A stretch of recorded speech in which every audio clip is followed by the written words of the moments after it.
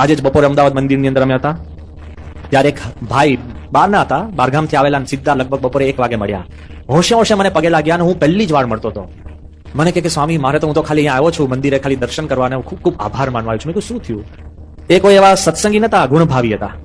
મેં કહ્યું કેમ, શું થયું? એ કે સ્વામી હવે હું સાચી વાત કરું. વાત સાંભળજો એની. સંતની નજીક માણસ આવે છે ને તેના જીવન, એની દુનિયા તો બચી જ જાય છે. કે એક વાર મેં પ્રમુખ સ્વામી મહારાજને પત્ર લખ્યો, એવા ચુસ્ત સત્સંગી નહીં, બહારના કોકનું નામ સાંભળીને, અને મેં એમને પત્ર લખ્યો કે મારા જીવનમાં એટલી મોટી આપત્તિ આવી છે, 4 જ પસંદગી છે. હું ધર્મ છોડી દઉં, દેશ છોડી દઉં, ઘર છોડી દઉં કે જીવન છોડી દઉં. લો તમારા ચોઇસીસ લો, હવે પકડો.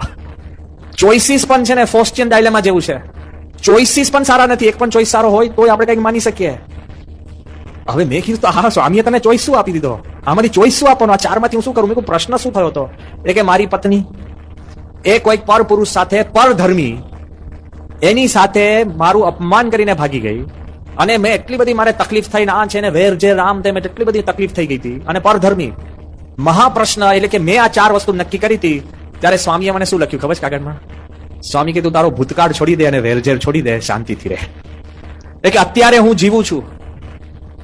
આપણા પસંદગીઓને ચોઇસીસ જુદા હોય છે, અને સંત જે તમને આપે ને ચોઇસ ને પસંદગી, એ કંઈક ઓર હોય છે, જુદી હોય છે, અને એ તમને જરા જુદું વિચારવાનું શીખવે છે, દ્રષ્ટિ જુદી આપે છે.